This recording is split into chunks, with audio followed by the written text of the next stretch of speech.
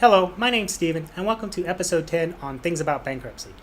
This week we're going to talk about rising home values in a Chapter 7 bankruptcy where there's assets. I know that sounds complicated, but we're going to take it step by step so it makes sense and for you to understand what you need to do to protect yourself. Now, in most Chapter 7 cases, you look for there not to be any assets, but in the times there are assets, you want it to be as small as possible. Let's say for some reason you are going to have to give the trustee $1,000. But you know what? $1,000 to maybe wipe out $100,000 in debt, that's a pretty good trade-off. What people need to worry about nowadays, home values are going up. Normally that's a good thing, and for you, that's a good thing also. Here's where the problem comes in. Let's say you file bankruptcy. The time you file bankruptcy, you owe $100,000 on your house. Your house is worth maybe, let's say, $120,000. There's plenty of room for you to exempt your house. You keep your house, you keep your stuff. Maybe you have to sacrifice a small tax return to the trustee for $1,000. That means the trustee has $1,000 to give to your creditors. That's fine, you say, nothing to worry about. That you can handle this, you don't need a bankruptcy professional.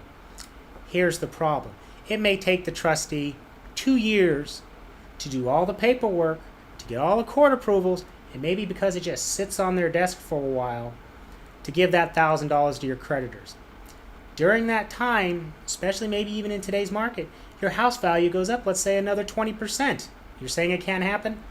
Here in California, houses go up and down in value in 20% a year all the time. So your house that was worth $120, let's say it's now worth $140, $145. In that time you've paid off on the mortgage, it's now only worth $95. Now you have a house with more equity than you can protect. Why is that a problem? What the trustee can do is come back and say, hey, I can now sell that house and give some of the proceeds to the creditors because your house is worth $145,000, you only owe $90,000 on it. I'm going to give you $20,000, $30,000 to cover what you looked to exempt before, but I'm going to take the rest. So you're like, wait a second, how can they do that? Well, your case is still open while the trustee is administering that $1,000 in funds to your creditors. You may receive your discharge after 90 days, but technically the trustee, while your case is open for that 2 years, owns your assets. So how do you protect yourself? Once again, you consult your bankruptcy attorney professional. What we can do is file a motion once your case has been handled, once you've received your discharge, to get your house out of the bankruptcy. We file a motion to abandon. That says at that moment in time, the trustee has no more interest in your house because it's fully exempted and that there's nothing they can do.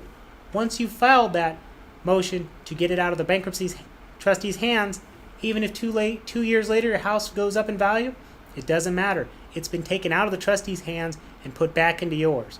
This is a very important thing to do to protect you from having to come back 2 years later and all of a sudden when you thought it was only going to cost you $1,000, it may cost you tens and thousands of dollars and make it hard for you to have a place to live. This is why it's extremely important to make sure that your bankruptcy professional understands this. This is why you need to use somebody who's experienced in bankruptcy and knows what they're doing. So if you have any questions about this or anything else about bankruptcy, give me a call at 559-274-2868. Thank you.